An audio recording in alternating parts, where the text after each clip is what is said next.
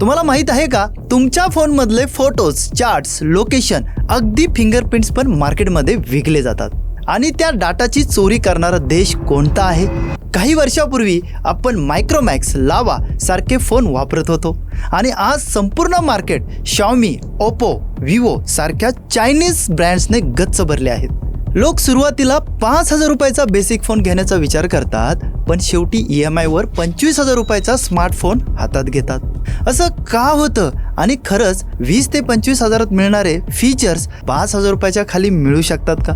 असा कोणता व्यक्ती आहे ज्याने भारतासाठी AI प्लस स्मार्टफोन आणि ऑपरेटिंग सिस्टम तयार केलं? हे सगळे प्रश्नांचे उत्तर पाहिजे ना? मग हा व्हिडिओ शेवटपर्यंत नक्की बघा. आणि हो, चॅनलला सबस्क्राईब करा, कारण इथं मिळणारं नॉलेज कुठेच मिळणार नाही. हॅपी थॉट्स मित्रांनो, मी आहे संजय चौधरी, बिझनेस केस स्टडी एक्सपर्ट.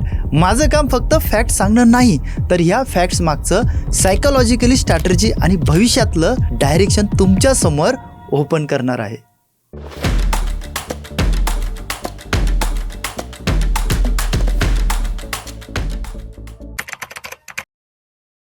तुम्हाला आठवतंय का, भारतात पहिला स्मार्टफोन कधी आला होता? 2000 ते 2010 मध्ये नोकिया फोन्स आले. तेव्हा लोकांना टिकणारे ट्रस्टेबल फोन स्वस्तात हवे होते आणि तसेच फोन नोकियाचे पण होते. नंतर सॅमसंग मार्केटमध्ये आला. याचा फक्त फीचर्सने नाही, तर ब्रँड ट्रस्ट आणि सर्व्हिस नेटवर्कने लोकांचा विश्वास जिंकला. 2010 ते 2014 मध्ये आले इंडियन ब्रँड्स मायक्रोमॅक्स, लावा, कार्बन, ज्यांनी सॅमसंगला टक्कर दिली. परंतु काही वर्षात Chinese brand Xiaomi, Vivo, OnePlus आले आणि ह्या ब्रँड्सने सगळं बदलून गेलं. चायनीज ब्रँडने काय केलं? व्हॅल्यू फॉर मनी स्ट्रॅटर्जी वापरली. कमी किमतीत जास्त फीचर्स दिले आणि हे फीचर्स इंडियन ब्रँड्स देऊ शकले नाही. आजचा स्मार्टफोन फक्त कॉलिंग किंवा सोशल मीडियासाठी नाही, तो आहे तुमचा डेटा वॉल्ट, जो प्रत्येक फोटो, मॅसेज, लोकेशन, नोट्स, ॲपची माहिती देतो. या डिजिटल रिव्हॉल्युशनमुळे धोके निर्माण झाले. उदाहरण, टिकटॉक, UC ब्राउझर यासारख्या काही ॲप्सने इंडियन युजरचा डेटा फॉरेन सर्व्हरवर पाठवला, ज्यामुळे डाटा सिक्युरिटीवर प्रश्न निर्माण झाला. 2020 मध्ये भारत सरकारने 59 चायनीज ॲप्स बंद केले आणि डाटा लोकलायझेशन पॉलिसीज लागू केल्या. आता जिओ, एअरटेल आणि इतर इंडियन कंपनीज डाटा भारतातल्या सर्व्हरवरच ठेवतात. त्यामुळे लोकांचा विश्वास इंडियन कंपनीवर वाढून लोकल टेक्नॉलॉजीचा वापर जास्तीत जास्त केला जात आहे. मेक इन इंडिया इनिशिएटिव्ह आणि PLI it means production link initiative स्कीममुळे $2.7 बिलियन भारतात इन्व्हेस्टमेंट झाली आणि प्रोडक्शन वाढलं, नोकऱ्या निर्माण झाल्या आणि इंडियन मॅन्युफॅक्चरिंग इकोसिस्टम जागतिक स्तरावरती पोहोचल्या. पूर्वी इंडियन ब्रँड्स फक्त असेंब्ली करायचे, म्हणजे फोनला लागणारे पार्ट्स बाहेरच्या देशातून विकत घेऊन फोन्स बनवायचे, मग ते इंडियामध्ये विकायचे. पण आता चित्र बदललंय. इंडिया फक्त असेंब्ली न करता काही ब्रँड स्वतः R&D it mean research and development करत आहे. म्हणजे नवे फीचर्स कसे आणायचे, फोनचं डिझाईन कसं चांगलं करायचं, बॅटरीची क्वालिटी कशी वाढवायची, यावर इंडियन ब्रँड्स स्वतः लक्ष देत आहे. याचबरोबर ते इनोव्हेटिव्ह टेक्नॉलॉजी वापरत आहेत. म्हणजे आपल्याला आधी फक्त फॉरेन ब्रँड्समध्ये ॲडव्हान्स फीचर्स जसं की फास्ट चार्जिंग, चांगला कॅमेरा या टेक्नॉलॉजी दिसायची. पण आता हे फीचर्स इंडियन ब्रँड्स पण स्वतःच्या मोबाईलमध्ये ॲड करत आहेत. शेंजन या शहराला जगात स्मार्टफोनचं मुख्य केंद्र मानलं जात आहे. कारण काय, तर जगातले जवळपास 80% मोबाईलचे पार्ट्स इथेच तयार होतात. Xiaomi, Oppo, Vivo, OnePlus हे सगळे मोठे ब्रँड्स ह्याच ठिकाणाहून स्प्रेड झाल्यात ऑल ओव्हर वर्ल्डमध्ये. आता टेक्नॉलॉजीचा विचार करायचा झाला तर चीनने पूर्णपणे स्वतःची नवी टेक्नॉलॉजी सुरुवातीला तयार केली नाही. त्यांनी जपान आणि कोरियाकडून टेक्नॉलॉजी घेतली आणि मग तिची रिव्हर्स इंजिनिअरिंग केली. म्हणजे काय, आधीच बनलंय त्याचा स्टडी करून ते आणखी इझी वेने स्वस्त आणि फास्ट बनवायचं आणि मार्केटमध्ये विकायचं. यामुळे चीनला फायदा काय झाला, तर प्रोडक्शन खूप फास्ट झालं, फीचर सुधारले आणि फोनची किंमत कमी ठेवता आली. पण चीनची टेक्नॉलॉजी पूर्णपणे स्वतःची नाही, तर दुसऱ्याकडून घेतलेली आहे. त्यामुळे इनोव्हेशनमध्ये चीन मागे पडला.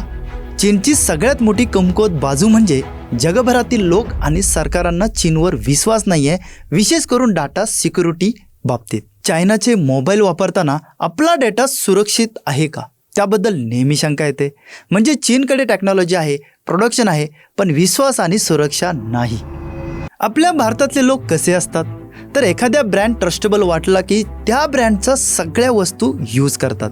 जसा पहिला टीव्ही घेतला सॅमसंगचा, मग पुढे फ्रीज पण सॅमसंगचा, लॅपटॉप पण सॅमसंगचा, त्यानंतर मोबाईल घ्यायचा झाला तर सॅमसंग. आणि असं करत करत घरात बघितलं तर चारही बाजूंनी फक्त एकच नाव दिसतं, सॅमसंग सॅमसंग सॅमसंग आणि फक्त सॅमसंग. आज मोठमोठ्या कंपन्या Apple, Foxconn, Wistron, Tata electronics आता भारतात मोबाईल तयार करतात. याचा फायदा काय, तर भारतातल्या कामगारांना काम मिळतंय, स्थानिक पार्ट्स बनवणाऱ्या कंपन्या संधी मिळते आणि इंडियाचं मॅन्युफॅक्चरिंग इकोसिस्टम म्हणजेच इंडस्ट्री नेटवर्क खूप मजबूत होत आहे.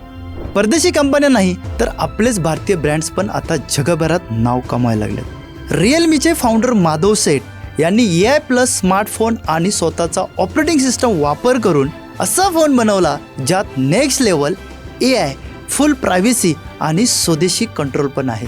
यामध्ये तुम्ही तुमच्या डाटा आणि ॲप्सवर कम्प्लीट कंट्रोल ठेवू शकता आणि परदेशी टेक्नॉलॉजीवर डिपेंड्स राहायची गरज पडणार बिलकुल नाही. सगळं सांगायचं झालं तर हा आहे एक कम्प्लीट डिजिटल इकोसिस्टम जिथे तुम्ही सेफ, स्मार्ट आणि इंडिपेंडंट राहू शकता. रिअलमी, IQOO आणि इतर काही नवीन ब्रँड्स वेगवेगळ्या देशात आपलं मार्केट तयार करतात. ते नवीन टेक्नॉलॉजी वापरून असे मोबाईल बनवतात जे दोन्ही गोष्टी जपतात, किंमत परवडणारी आणि परफॉर्मन्स भारी. थोडक्यात भारत आता स्वतःचे आणि परदेशी दोन्ही ब्रँड्ससाठी मोठं मॅन्युफॅक्चरिंग बनवतोय. तुमचे पैसे, तुमचे फोटो, तुमची ओळख आणि याच गोष्टींमुळे इंडिया चायना स्मार्टफोन रेस फार महत्त्वाची आहे. ही रेस फक्त प्रोडक्शनची नाही, यात टेक्नॉलॉजी, इंटेलिजन्स, स्ट्रॅटर्जी आणि विश्वाससुद्धा आहे. या रेसमध्ये भारताला काय फायदे होऊ शकतील हे लक्षात घेऊया. आता बघा, भारतात कस्टमरची संख्या जास्त आहे, त्यामुळे नवीन टेक्नॉलॉजी लॉन्च करताना लगेच फीडबॅक मिळतो आणि भारतात तरुण पिढी बिझनेसमध्ये काम करायला पण तयार होते. एवढंच नाही तर make in India, PLI initiative सारख्या स्कीम थ्रू सरकार प्रोडक्शन आणि R&D मध्ये पूर्ण सपोर्ट करते. चीनच्या बाजूला पाहिलं तर चीनच प्रोडक्शनचं फास्ट आणि मोठ्या प्रमाणावर होऊ शकतं, कारण फीचर्स, कॅमेरा, AI, बॅटरी इफिशियन्सीमध्ये चीन पुढे आहे. पण चीनच्या टेक्नॉलॉजी आणि प्रोडक्शन ताकदीसुद्धा काही मर्यादा आहेत, कारण लोकांना चीनच्या गोष्टीवर ट्रस्ट नाही आहे. भारतासाठी ही संधी आहे. जर भारत ट्रस्ट आणि डाटा सिक्युरिटीवर जास्त भर दिला तर भारताला फक्त डोमेस्टिक मार्केटमध्ये नाही तर इंटरनॅशनल लेवलवर फूटहोल्ड मिळवता येईल. भारत फक्त फोन्स असेंबल करणारा देश राहणार नाही तर टेक्नॉलॉजी क्रिएशन आणि इनोव्हेशनमध्येही उतरत आहे. याचे काही उदाहरण म्हणजे टाटा ग्रुपने सेमीकंडक्टर प्रोडक्शन सुरू केली आहे, ज्यामुळे भारताला हायटेक मॅन्युफॅक्चरिंगमध्ये चान्स मिळतो. फ्युचरमध्ये स्मार्टफोन फक्त कम्युनिकेशन डिव्हाइस राहणार नाही. पुढील 5 वर्ष आपण बघू की फोनच युजर्सला ॲडवाईस देईल, फोटो, व्हॉइस आणि बिहेवियर ॲनालिसिस करेल, शॉपिंग, गेमिंग, एज्युकेशनमध्ये इमर्सिव्ह एक्सपिरियन्स देईल, battery, speed, AI assistant, health monitoring आणि कनेक्टिव्हिटीमध्ये सुधारणा करेल. भारताने या संधीचा फायदा घेतल्यास फक्त प्रोडक्शनचं नाही तर डिझाईन, इनोव्हेशन आणि ग्लोबल मार्केटमध्ये लिडरशिपमध्येही भारताला स्थान मिळवता येईल. तर मित्रांनो, कमेंटमध्ये सांगा, भारत खरंच पुढचा मोबाईल मॅन्युफॅक्चरिंग सुपर पॉवर होईल का? आणि फक्त देश म्हणून नाही पण इंडिव्हिज्युअल म्हणून या बदलाचा भाग होऊ शकतो का? ॲरिस्टॉटल म्हणतो, knowing yourself is the beginning of all wisdom, आणि मी म्हणतो, applying that wisdom is the beginning of true growth. म्हणून मित्रांनो, जर तुम्हाला खरोखरच गेम चेंजर व्हायचं असेल, रिस्क मॅनेज करायचं असेल, स्मार्ट स्ट्रॅटर्जी घडवायची असेल तर ही जर्नी आजपासून सुरू करा. सेटअप मास्टर चॅनलवर तुम्हाला मिळेल real business stories, practical guidelines, mindset shifts, step by step clarity. त्यामुळे लगेच व्हिडिओला लाईक करा, सबस्क्राईब करा, बेल आयकॉनला दाबा आणि या मोमेंटचा भाग व्हा. कारण रिसोर्सेस नेहमीच मर्यादित असतात, पण क्लॅरिटी, अवेअरनेस आणि स्मार्ट विचार कधीच मर्यादित नसतात.